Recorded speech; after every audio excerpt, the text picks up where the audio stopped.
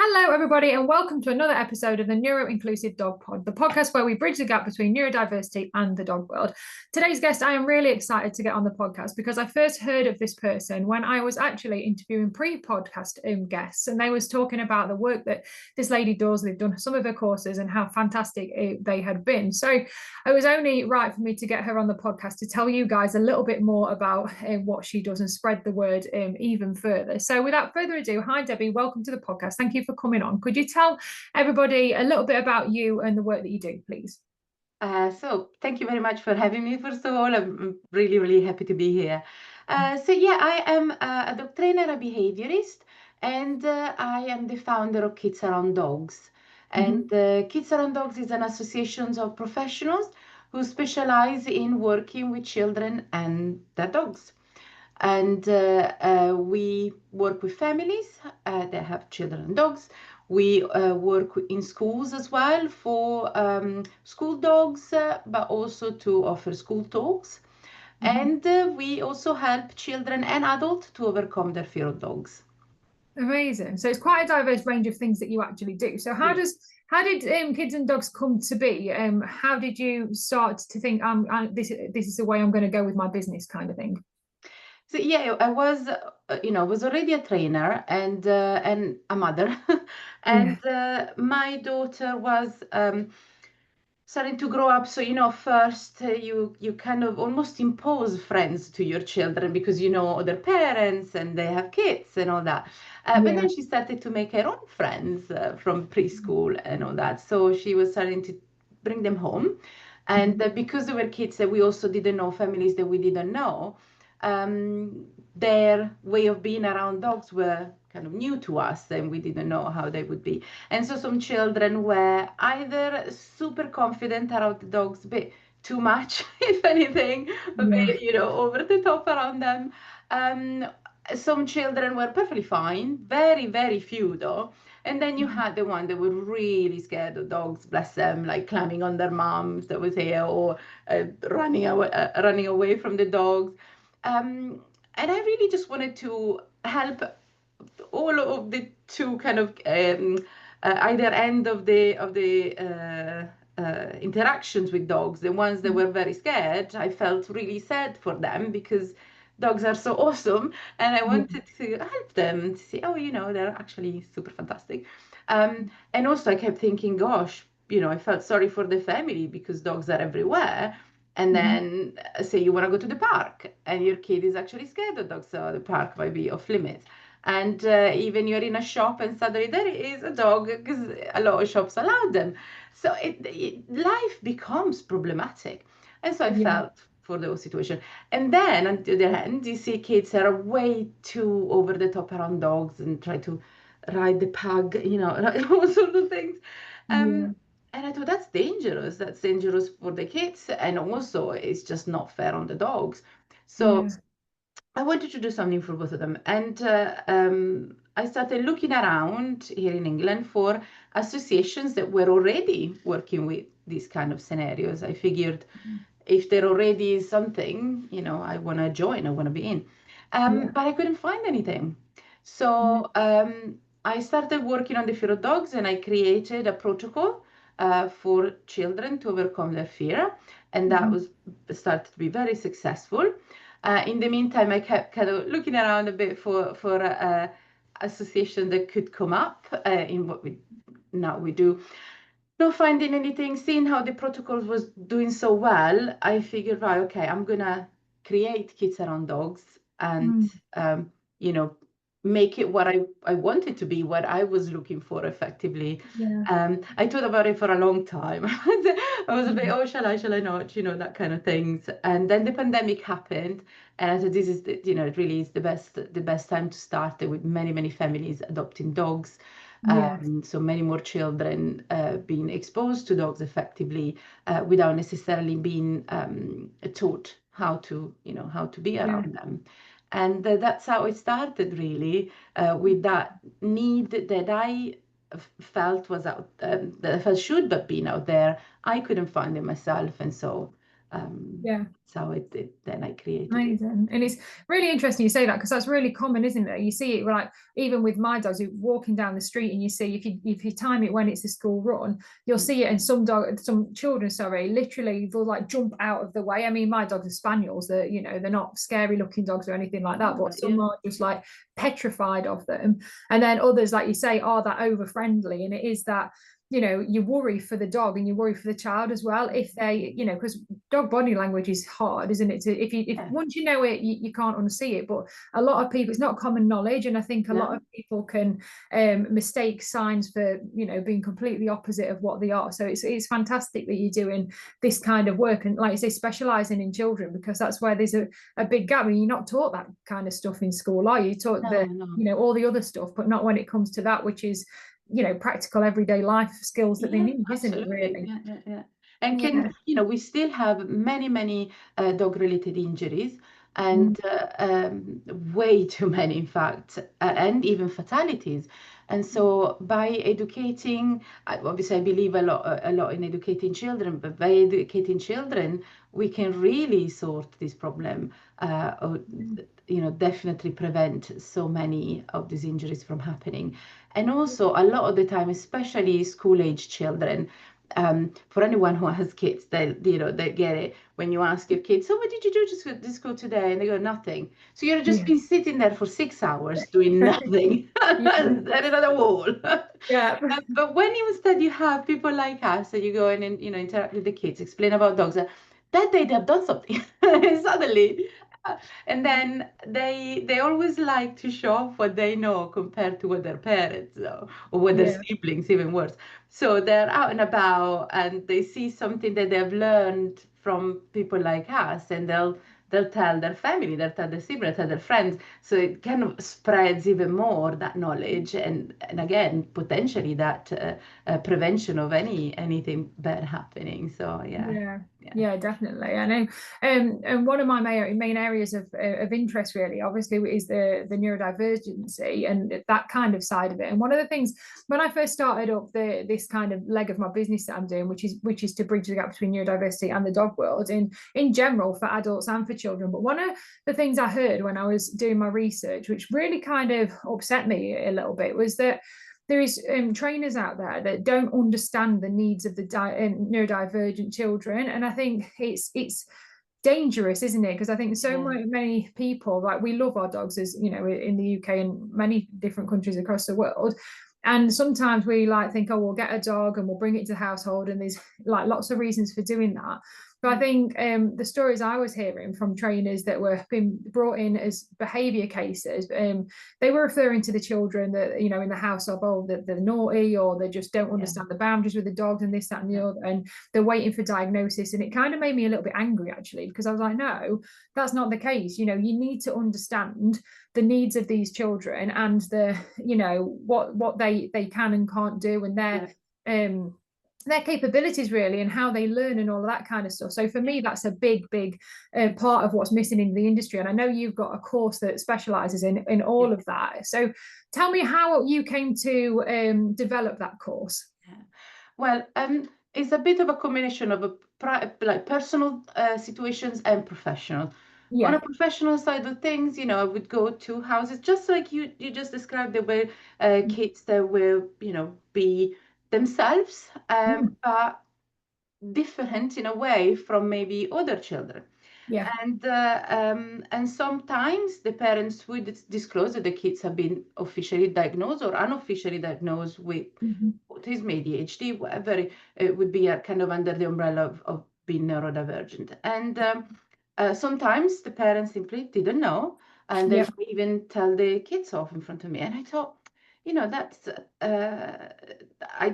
to me that wasn't fair. And I would say, oh, it's okay, we'll work around, how your child is, because you don't even want to change their personality, regardless of any diagnosis or not. You are who you are, and so you can adapt things around your stuff. But more often I would see neurodivergent kids that were misunderstood or mislabeled, if you like, to use the L word kind of thing. And And I felt for them because I thought that's not, that's not fair. And there is so much that we also know the dogs can do to help these children, to make them feel better, to just, be around this insane world of ours and to just be Yeah. able to endure things, because sometimes you have to endure some things. And for other things to just kind of even learn to live a better life. So professionally we see this, and personally as well, my daughter is autistic, and we went through this complicated aspect of things that many parents either have been through, they're going through right now, or they're starting the process.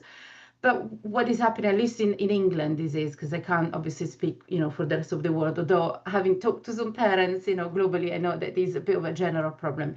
But what was happening, so my daughter already, when she was about 3 years old, her preschool teacher said to me that she would suggest that we spoke to a GP, because maybe Molly might have been neurodivergent. So I listened and I went to the GP, and I literally got laughed out the door. Made me feel like so silly for even being there. Oh, she's 3, da, da, da, da, da. Okay, well, gosh, sorry. I felt bad, and I thought he's the professional, he knows. And I literally felt this little, okay, bye. And I left and didn't revisit it because I think I felt quite embarrassed. You don't want to be that mom. And so we went through life. We went through school, the first school, so infant school, where she was academically really good. And she was socializing with the other kids. She was, so she's just a little bit different in some ways, but we all are in some way. It didn't make too much of a big deal. Then she started primary school, so she was about 5, and more things were starting to show. She was very, very attached to me, more than other kids in school, so that anxiety kicked in. And then the pandemic hit, and the whole world changed for everyone. Yeah. And she changed as well in a way, but I didn't see it immediately until then it was time to go back to life and restart school and all that. And that's when it kind of hit us real quick. She couldn't handle being in school. She would still go, but she was struggling to be there. She was struggling to socialize again. She was struggling with being apart from me and from my husband and the dogs, and then the cat as well. So it was difficult, really, really difficult. But again, academically, she was doing well, so the school didn't seem too bothered. And then she started secondary school, and the school was so strict. And so you need to wear this uniform, and even if your tie is slightly, out of place, detention. And if your green pen is not green enough, detention. Literally just very strict in class, shouting at the kids. And she doesn't like this kind of thing. So she was so scared of getting punished. And she was also scared of disappointing her teacher, and all that. That she kind of became almost a shell of herself in a way. So much so that then she stopped going to school. Or going, very sporadically, which we're still in this situation now. And again, I thought, these are all signs that she, I thought it was autism. But again, I'm not an assessor, I'm not a doctor. But I came back to the doctors and going, there is something not right here, it's bigger than that. And so they just put me on a waiting list for CAMS, which is the association that assessed kids to, and adult as well, I think. Oh no, that's only the children one CAMS. But they assess the kids to see whether they are neurodivergent stuff.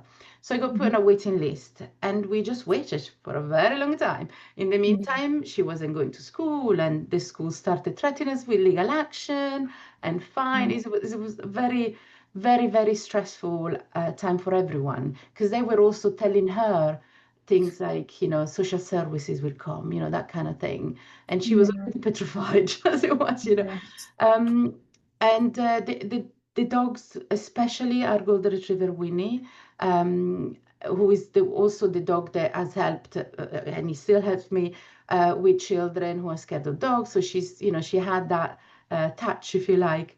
She inevitably helped Molly, and he still does.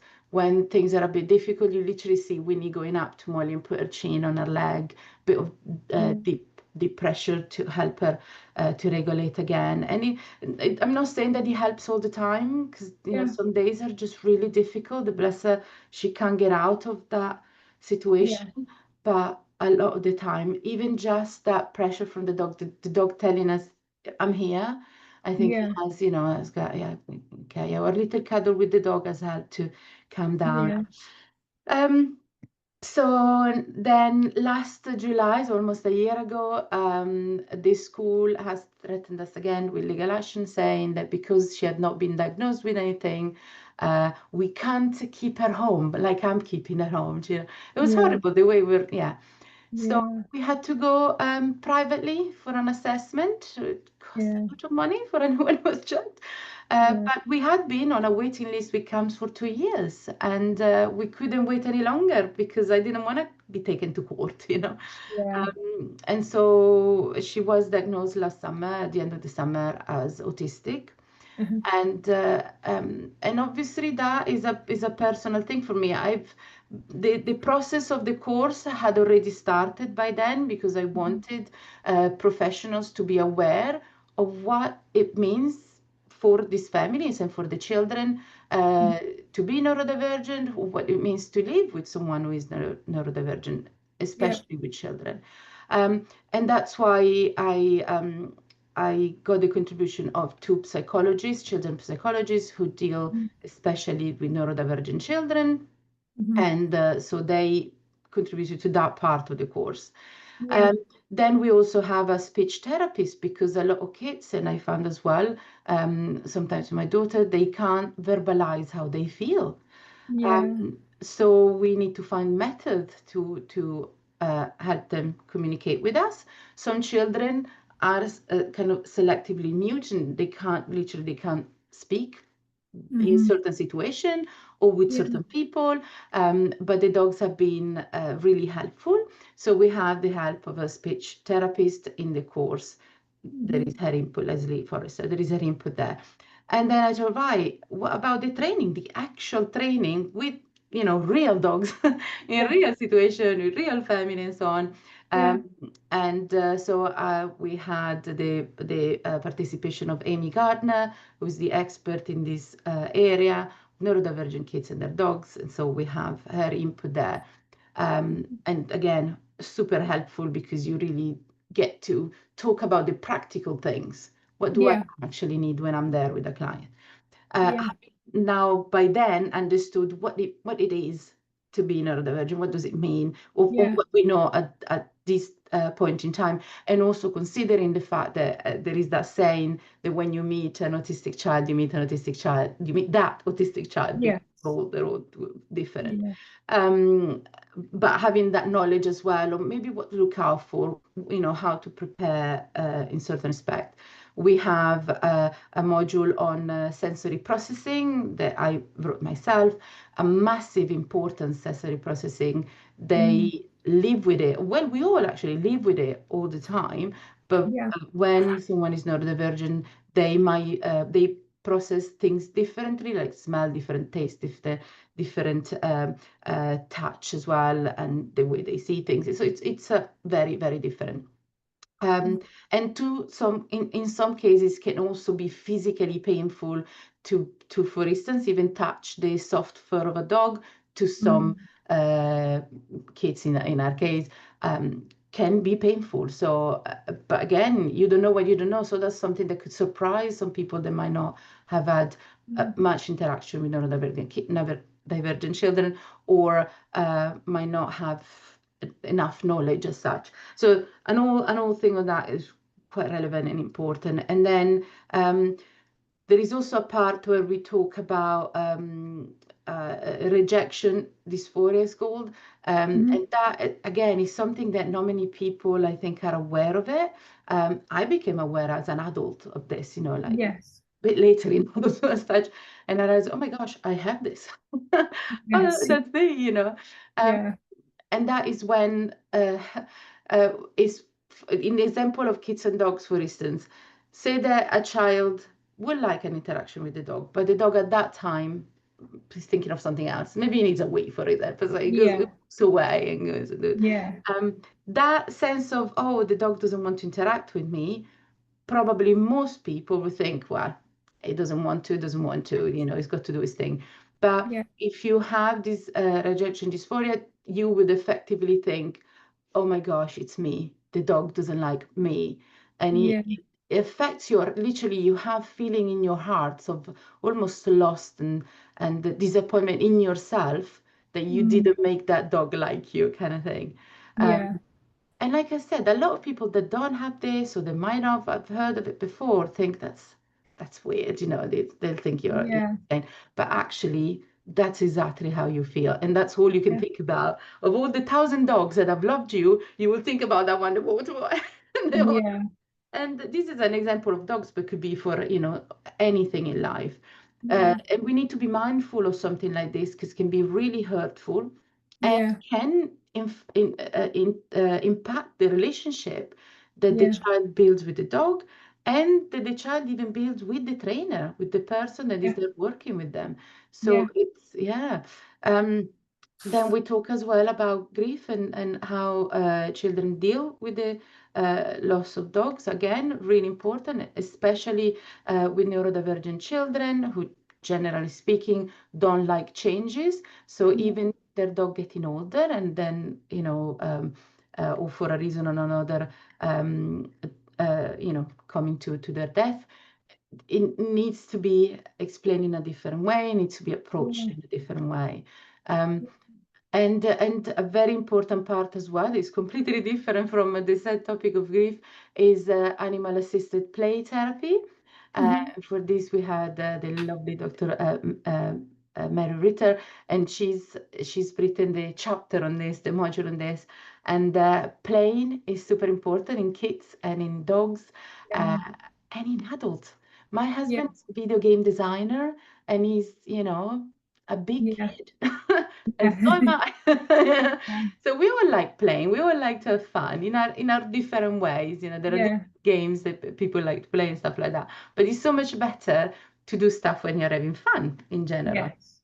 And Yeah. for children and dogs is a double kick in a way. They really, really Yeah. thrive from that. And they can learn to grow and develop their body and their mind by playing. Yeah. So having a dog that helps you in effectively in maybe in opening up if there are some problems or view life differently so that you can, again, like I said before, kind of endure our planet a bit better or just be around other people in a better way. With animal-assisted play therapy, you can really achieve a lot. So this module is really important to have. And then in our course, there is also a bit of marketing, which is not necessarily, you know, strictly on neurodivergent kids, but again, the module by Richard Spence is about talking how to get in the press, considering what we can specialize and do and by helping neurodivergent kids. And this course really came about again because of the professional personal experience where if you or a family wants a dog to be their child assistant dog, because effectively being neurodivergent is seen as a disability. Therefore, their dog becomes an assistant dog by, you know, the name, if you like. Yeah. And there are beautiful charities out there that can help with that. The limitation there is that they are super full. Yeah. Their waiting list is so full they literally have to block a waiting list because they don't have space. And also those all the charities that I've known so far would only take on families whose children are being officially diagnosed. So that already means that those families, unless they have gone privately, would have to be on that CAMS list for forever and a day. Like Yeah. we had been waiting 2 years, and just yesterday I was speaking to a mum. They had been waiting 4 years for their child to be diagnosed with Wow. ADHD. ADHD, and she's still waiting. So this is in like just you won't believe it. If it's not happening to you, you wouldn't think that's real, but it is. So so say that your child is not being officially diagnosed, you can't even go down the charity route anyway. And then on the charity aspect of things, I think there is a bit of a misunderstanding sometimes, because they're charities doesn't mean that the dog is given to you, to the family, for free. You know, there is an hefty fee to pay. And the other thing is that those charity will select the dog, and then they are training the dog themselves. So, you know, they're members of staff. They're training the dog, they're raising the dog until the dog is ready, and then the dog enters the family. And again, for certain situation, that that method is inevitable, especially when maybe there are children with very, very strong disabilities that the family cannot cope with training the dogs and things like this. You know, I understand that entirely. The FT cost for a lot of people means trying to raise money with, you know, friends, families, and all that. But again, that can take time. It might never be achievable. So much to consider. And I thought it's brilliant, and there are this charity, and thank God. I mean, thank God there are those people out there. But I thought, what about families like the ones of the lady I was speaking to yesterday, or like us before, you know, before she was diagnosed, but then again, we had to pay for that. What about family like that? It's unfair, isn't it, that they can't get. So what can we do to help these families? And that's then the course. By hiring a professional who has taken that course, it means that you can hire them, you know, like immediately as soon as they have availability, and you pay the fee that they have, you know, the dog training fees kind of thing. And then the dog will be with you. You select the dog with their help. Of course, they can guide you, but you select the dog. The dog will come and live with you, and you will be learning how to train the dog from someone who understands your situation. So kind of tailor-made for you. And then at the end of the day, you will have a full understanding on how to train the dog, so that, you know, you carry on with your life with that understanding, with that knowledge. The child is fully involved. You really get to know your dog in and out, and the dog gets to know you. And you can have the dog there to help your child. Like, you know, day one kind of thing, without having to wait years and years for that diagnosis. So I felt it was important to have this option, needed, so needed. And that's why it's now out there. Amazing. So there's quite a few things you touched on there, and I wrote a few notes down, because it's, for me, like you say, there's a complete lack of support out there, isn't there, for neurodiversity in general, neurodivergent, sorry to say, in general. And it's there's a few things that I tend to see happening, is because we know the importance of dogs to help with neurodivergence and confidence and things like that. For me, even before I knew I was neurodivergent, like 10 years ago, I was suffering what I thought was extreme anxiety, and I was like, I couldn't leave the house on my own. So I was okay if I was with somebody.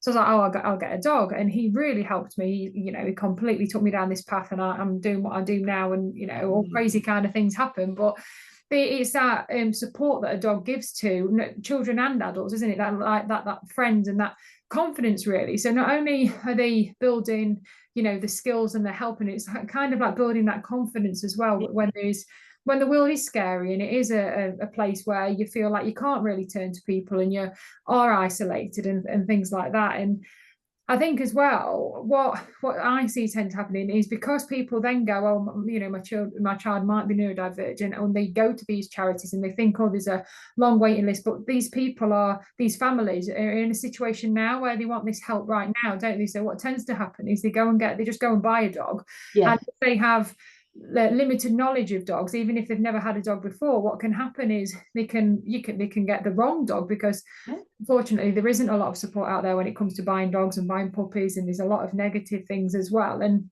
what can happen is then you've got an already overwhelmed family that is then overwhelmed because they've got this dog. Maybe they're a first-time dog owner and they've just got it to help their child because they heard it will help them, and then they're completely overwhelmed and they don't understand the relationship, the dog behavior side of it, the kids and all of that kind of thing, and it can turn into a really overwhelming situation, can't it? So then what they might do is they might go to general dog training classes, but then the trainers in there don't have experience of neurodivergence or any of that. So they're getting, again, another thing that happened to me, and another reason why I started this kind of movement, so to speak, is because even as an adult, I was going to training classes, and the trainer, the training classes are just very traditional, we teach behaviors, we do this, and I was made to feel a certain way. Not in the trainer wasn't being nasty to me. I didn't realize I had neurodivergence then. It's just that the information wasn't delivered in a way that I could understand it.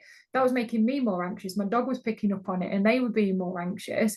And then it was like we were going home like, we suffered what I now know as rejection sensitive. Oh, it must be me.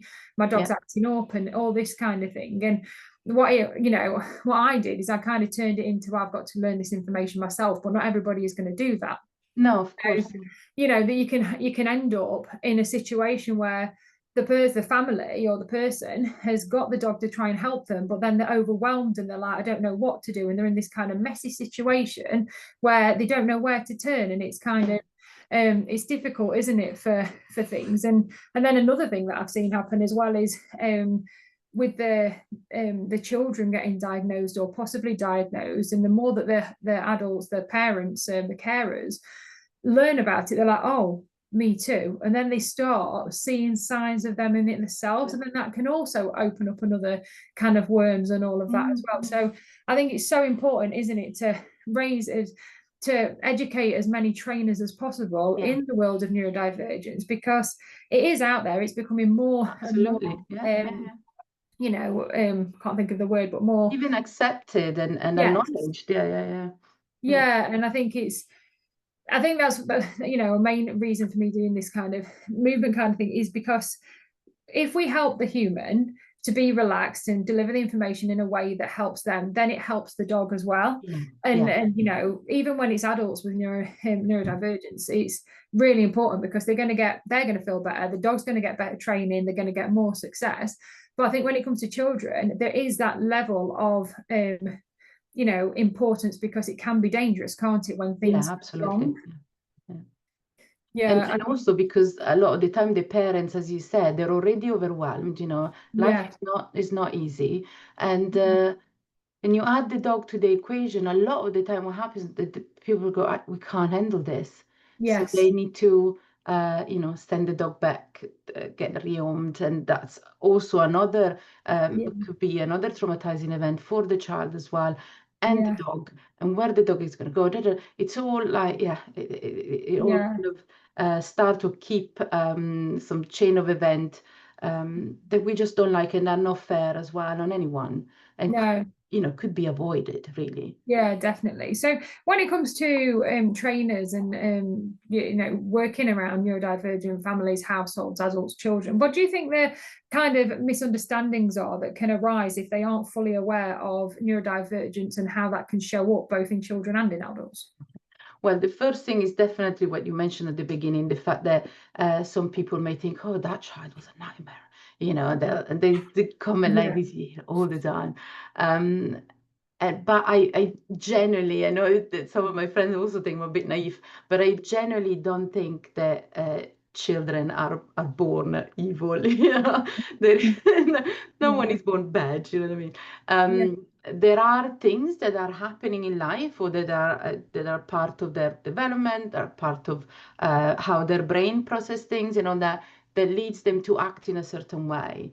And of course, there are things that could be dangerous stuff, and I'm not saying, oh yeah, go ahead and put yourself in danger, put other people in there. I'm not saying that. So but by understanding some of the things that we could come across when working with neurodivergent people, or just not even working, just being in the world with neurodivergent people, I feel we can be more understanding and kinder to each other as well. So yes, definitely that the biggest problem is not thinking or thinking that some children are not nice, while instead it's nothing to do with that. The other thing is expecting that the dog in a family with neurodivergent children will kind of need to be, if you like, the same as any other dog. But instead, there are things that would be perhaps a bit more unpredictable. There would be different ways of handling certain routine, handling certain noises and certain even way of walking, for example. A lot of tiptoe walking, it can be also common in neurodivergent kids, but can be strange from a dog point of view to see someone like that. There could be different physical movement, it could be different sound. So all of those things can be new to certain dogs, and we need to make sure that those dogs are used to this kind of situation, this kind of like even object around. There could be a lot of family might be lucky enough to have even a sensory room for their children, or a sensory space where there might be different light and things like this. So we need to again make sure that the dog is aware of this and is fine with things. And whilst a dog in a neurotypical family might not ever come across things like that, and they don't need to. So things like this are important to make sure that the professionals understand that some of the things that they might have been used to training might not be necessary with a dog in a neurodivergent family, but other things might be. The other one, and I like that you mentioned the group classes as well, because very, very often neurodivergent children or people in general might not like to be in a group class. Interaction with other people is difficult. Maybe even be expected to maintain the eye contact, or to understand the joke, or to understand certain communication can be really difficult. Can make you feel anxious, can make you feel out of place, and all sorts of things. So expecting that from some clients can be unfair. In fact, to neurodivergent families, I don't suggest it. I might say it's out there. If you want it, the options are there. But private would be best for you guys. So things like this, I would say, are probably the most kind of the first thing that kind of come to mind. And then obviously is again that tailor-made lessons, because that family will need certain things, and so it's those things are being... It's interesting you said that as well, and I think one of the things that I've always maintained throughout all of my dog training is being like flexible, and it's that flexibility. And I think with dog trainers sometimes we can get into a fixed routine of we train this and we train that and we train the other. And I think whether that's from, in a group setting or whether it's a one-to-one setting, we're following this program and this is how it's done. And I think the biggest thing for me is obviously we train the dog in front of us, and there's a lot of that, we train the dog in front of us, we can adapt this, that and the other. But what about the human? What about if the human is coming with, it's completely overwhelmed? Maybe they had something that happened on the car journey, or they've still, had a bad day at work, or whatever it might be. Or I don't know, it might even be sensory issues. Maybe you're it's hard when you're training the dog, isn't it? Because like sometimes we need a high value reward, but then if the person training the dog is neurodivergent, they've got sensory processing difficulties, the texture, the smell, and all of that kind of thing. And I think unless we're aware of that as dog trainers, and we can be flexible in the moment. So one of the things we used to do when we're doing classes is making, the ball chucker things that you have for dogs. We used to just do a little activity where we'd give everybody one. We wouldn't sing everybody out, and we'd just adapt it and say, and this is before we even realised about neurodivergence and stuff, because I know how I felt when I was felt to be singled out. We'd just give everybody one and say, let's just train this game. We're going to do this game next.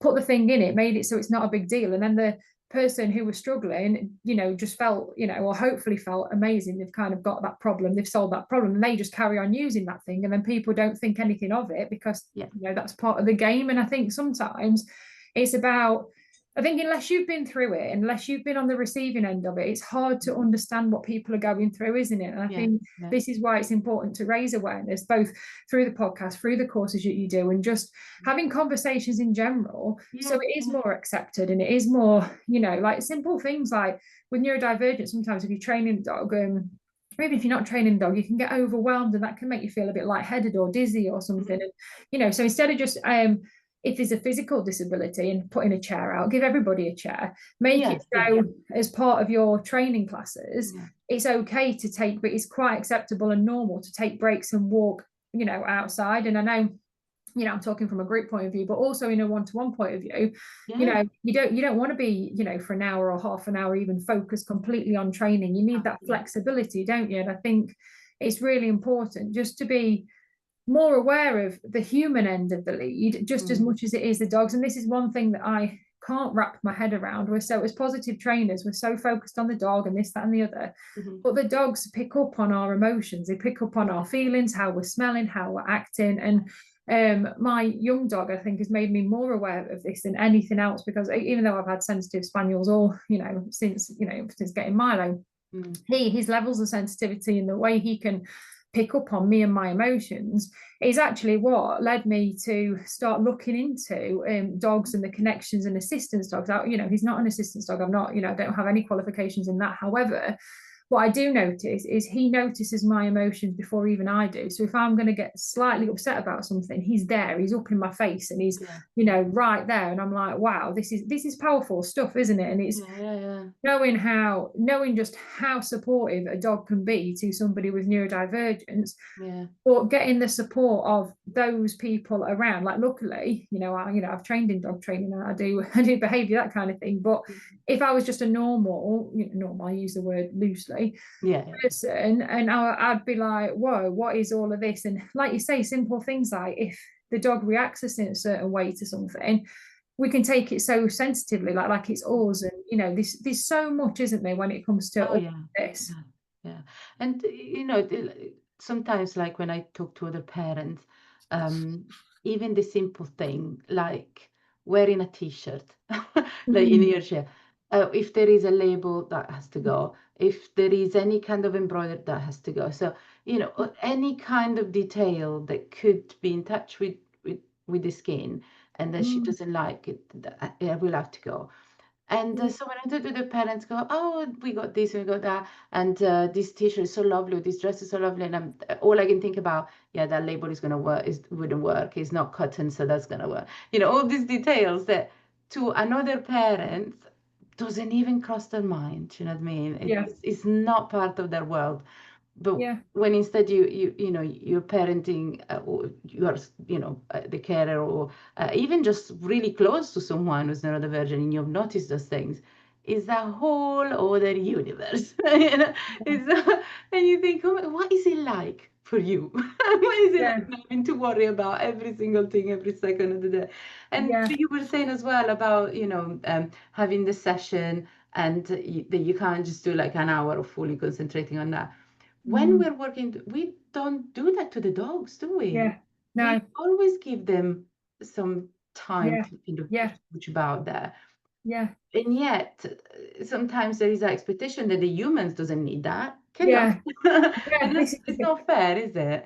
No, it is that. And it, like I say, it is one of the things that does really annoy me. And I was like, and I think again, I think when you've got lived experience of it and you've been on the receiving end, and you know, you're kind of like, so for me, when I got my official diagnosis June last year, I was like, all of these light bulbs kind of went off, and that's made me actually stop and think, hold on a minute, the dog world is so far removed from all of this. It's traditional, it's, you know, it's this set in its ways, it's this kind of thing. Especially, you know, I come from an agility background as well, and it's almost like, you know, this is how we do things, this is what we do, you know. And it can be hard as well, because you know, with competitive sports and whatever, you get a level of comparison, competitiveness, or all of that, and you can quickly feel like an outsider in things. And especially, like, you know, there is a lot of children that do agility and things like that.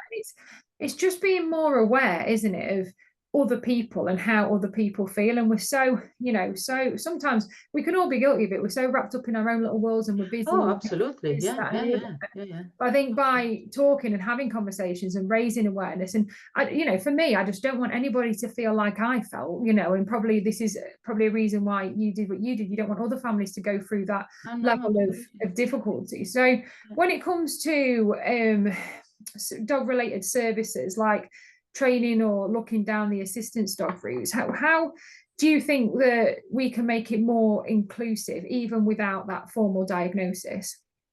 Well, like I said, with the course that is out now on working with neurodivergent kids and their dogs, this is how we can Yeah, do it, yeah, by being able to work with family that don't necessarily have an official diagnosis. They might not even be anywhere near, yeah, that stage, but they might suspect it. They might just think, well, my kid doesn't like certain things. yeah, They might not, it might not even have crossed their mind. Their child might be neurodivergent, but yeah, they might have noticed some things that their child does, or the way they react to certain situations, and they might have noticed that is maybe different from what other kids do. yeah, Um, and being aware of this, and really honestly talking about this as well is yeah, important. And I understand that it can be difficult. I really, really do. But as a mom myself, I'm thinking, if I don't talk about this, maybe I'm not able to reach out to another person yeah, out there that is feeling isolated, that is feeling lonely, because it can be really lonely. yeah, Um, and just so they know, they're not alone, and we yeah, get it, and it's fine that yeah, you feel like you want to have a good cry.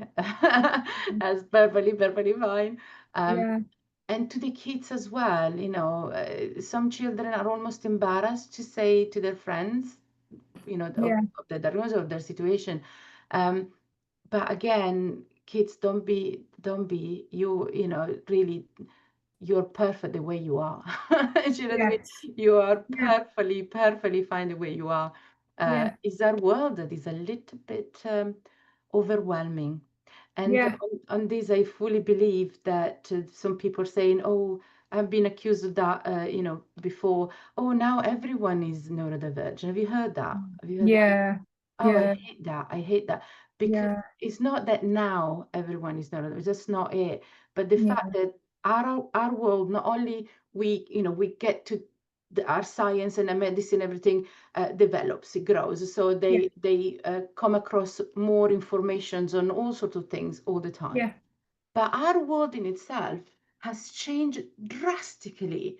And yeah, I'm 45, and in my 45 years, I've seen this world changing massively. yeah, Not even knowing what an internet was. Do you know what I mean? yes, What is yeah, it? It doesn't exist. When I was a yeah, kid, it didn't exist. And suddenly now, kids go around with the whole world in their yeah, head, yeah, on their phone, on social media, and everything is there. We have AI, so you can't even tell what's real and what's not sometimes. yes, yeah, 40 years ago, that would have been imaginable. That would have been like, yeah, what are you talking about? So, yeah, and everyone wants things to be done yesterday. There's so like life is fast, fast, yeah, fast, fast, fast. Our brain wasn't made for that. Our no, brain was made for smelling the flowers sometimes. Yeah, yeah, having a yeah, little bit of a chill sometimes, that kind of thing. And also focusing on one thing at a time whenever possible, but not a million things because we need to do them all super, super yeah, quick. Yeah. So we need to remember that when children are overwhelmed and when adults are overwhelmed, it's not, and they're being eventually diagnosed with neurodivergency in some form or another. It's not that um, they even want that, but it's literally a combination of many things. The understanding that there is such thing as neurodivergency or being neurodivergent. Uh, yeah, there are different things under that umbrella, different also way of displaying those yeah, different things, um, and also the fact that our world has changed a lot. And Yeah. we really need to consider that. And Yeah. it doesn't comments like that, like, oh, everyone is not, I hate that. Is they're best kept, quiet. Yeah. As politely as possible. Don't. Yeah. Yeah. Yeah, Yeah, definitely. just to say things like this. And it doesn't help either, does it? Because it No. makes the people who might already be feeling, like you say, overwhelmed or even frustrated or Yeah, even guilty, yeah, even because yeah. they just don't know. All of the above. Yeah, and it's like, and then or confused even, and then to have people's opinions, and then people telling them this, this doesn't exist, or everybody is, or Yeah, yeah. And I think when I went to the GP to first ask to get referred for my diagnosis, he said to me, because this was a GP that I've used for years, and I can talk to him about anything, so I thought I'll go to him, I'll pick this particular one, he'll be quite understanding. And he went in there and I told him what I wanted, and he just looked at me and he went, why do you want that? Well, we all had to do a form, and everybody's a bit of that, isn't it, nowadays? Well, what difference would it make to you? And this, that, and the other. And I felt like I was like being questioned in court, and I was like, instead of like going in feeling relaxed and thinking, oh, he'll get me, Yeah, I was like, oh, I was almost having to justify myself, and and I was like, this just isn't, how it should be. We should just be more accepting of everything. But sadly, it's not always like that, is it? But no. when it comes to trainers and professionals that have done your course, what kind of feedback have you been getting from people that have done the course? How are they learning it out? How are they using it out there, sorry, in their work? And what kind of, is there any kind of stories that have stood out for you, that kind of thing? Well, first of all, I'm really, really happy you're asking this question, because the feedback has been super positive. Amazing. And I honestly could not be happier. Yeah. And the fact that they have said as well how many times they have come across a client Yeah. needing, to work with a neurodivergent kid, and the professionals not being able to fully help them, to help them Yes. at all, or not being able to understand the situation and how to, how to deal with Yeah. it. So then after doing the course, I like, now I know, now I get it. I could have done this, all those things. So it's great, because then that means that the professionals can get more clients, can help more families, and also they can help them properly. Which is the most important thing at the end. So that is, I think, while I can't single out a certain like a specific event as such, I think that the fact that these the kind of professionals are out there and can really work with clients, and again allow themselves to have more clients because they can specifically help more. But one thing that has come up, and you have mentioned it, is how by taking the course, some of the professionals themselves went, oh, hold on a second, that's me. I feel so validated now, because it makes sense finally, and I think it really does help. Whether they go and have an official diagnosis or not, it's irrelevant. You might need it for certain things. Like I said, we had to have it because we needed it. Otherwise, school would have given us trouble and stuff. Sometimes adults, go and have a proper diagnosis, because it's important for them to just know, that's me. Look at that. I've always known that, that my brain just worked differently. And I think that's important, because while we work with kids, eventually those kids will be adult one day. And so the adult of today can look back at their child, at their inner child, if you like, and go, that's all right. You were just misunderstood, and there was not anything wrong with you. Your brain just works differently, and that's definitely. And I think it's important as well. And I think like you say, even though the course you've set it out and it's for people that are working with neurodivergent children, I think from my opinion, is that every dog trainer should take this course, because it'll give them, some people don't know, like they say, that they're neurodivergent. Some people might not even know that the children are neurodivergent, and those people are coming to, if they've got a dog, they might not even get a dog for the assistance dog. Really, might just be a family, a young family, just getting a puppy or whatever it might be, and coming to a class. And it might be then, and then, or it might be sometimes, like you say, for my son, he wasn't picked up at all. The only reason it was when I got my diagnosis, and then he left school. So he was always labelled as, extra sensitive, or he struggled to get things down. Every single parents' evening, it was like, oh, he knows all the information, he's got it there, but he struggles to get it down on paper. And looking back now, I should have questioned it and gone, why is that? What can we do? But I just kind of like, there's not that support out there. And it wasn't until I got my diagnosis, but then he actually left secondary school. And then that transition from leaving secondary school to going to college, that's when I really noticed in him, wow, this is a big change for him, because he's so used to doing it that way. But yeah, and I think it's important for every dog trainer to have this level of understanding of this. And so even if they're not working with children, they might, they'll working with adults, and the same kind of things, similar things apply. But also you may get, like I say, for agility, you get a lot of children coming in and doing agility and things like that. And it's all, for me, it doesn't matter what kind of trainer you are, whether it's agility, whether it's behavior, whether it's whatever it is.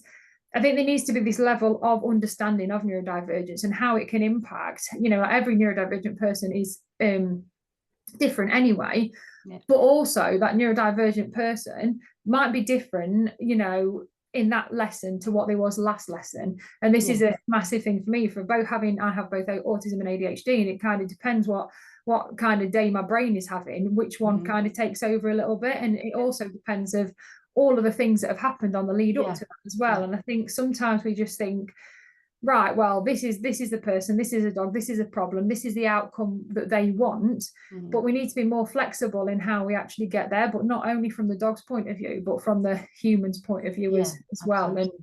And so to kind of wrap it all up, if there's anybody listening who wants to be more inclusive but isn't sure where to start, what would you suggest for them? What advice would you give them as like a stepping stones? Understand your client. So when someone calls you, they tell you their problem about their dogs. Normally that's what they do. You take note of what the dog problem, if you like, is, or what they feel it is. But then investigate on the family. Try to understand who they are, what their situation is, and understand as well what you can do for them. So if you think, for example, what this family, the lifestyle, their way of life or whatever, is not something I have dealt with before, is not something I'm sure I can help, then have that understanding that maybe a colleague would be better suited. And don't think of it as, oh, I'm giving up a client for this, but think actually I'm helping it in the right way by recommending someone who's better suited for this job. And your colleague you've recommended this family to might find the same and go, oh, the other person is better suited for another family. And it becomes a way of including your between us as well, professionals, to work together and ultimately better help families and dogs out there. So that's what I would recommend. Yeah, definitely. Building that community is really, really important. That's one of the things one of the main reasons I've got like a free Facebook group called the Neuro-Inclusive Dog Hub, which brings everybody together, whether that's neurodivergent dog owners, dog business owners, or people who work with neurodivergent businesses, or even businesses that want to just be more inclusive. Because I think that's it. I think it's creating that community and that safe space of people, because I think as dog trainers as well, it can be quite hard out there sometimes when the world is full of opinions. And as a neurodivergent trainer, you can quickly feel isolated, or you're not good enough, or you need to be part of this organization or that organization. So when you've got clients that are contacting you and then you're like, oh, it's a bit out of my scope, but I just don't know who to go to because I daren't ask for help, they might think negatively of me. I think building that community of safe people that do understand you, that do genuinely want to help you and help the dogs as well is really important, isn't it? It really is. And I think that if we all did it, if we all tried to do it, we would then understand others that do it as well. And that worry of being judged or whatever, I think it would really go away, because we're all doing the same thing and we're all working together. And I always say there is enough dogs and there is enough people for everyone. And again, I feel our clients would also respect us more if they go, you know what, that lady said she couldn't help me, but she recommended someone else. And respect and appreciate that. I think is important. Yeah. Amazing. So we're going to finish off with some quick fire round questions just to get to know you a little bit better. So the first one is really, really difficult, this one. Tea or coffee? Oh, coffee. Coffee. That's good. We're evening up now. We had a lot in the tea camp, so coffee's fighting back. If you had to choose one, what is your favorite dog breed? Difficult. I think it would be the Bernese Mountain Dog. Amazing. We've not had that one before. Amazing. So what's your go-to dog product that you use or recommend all the time? Pet Remedy. Amazing. Yeah, we've had that one a couple of times actually. So lead walk or off-lead adventure? I do like off-lead adventure. Definitely.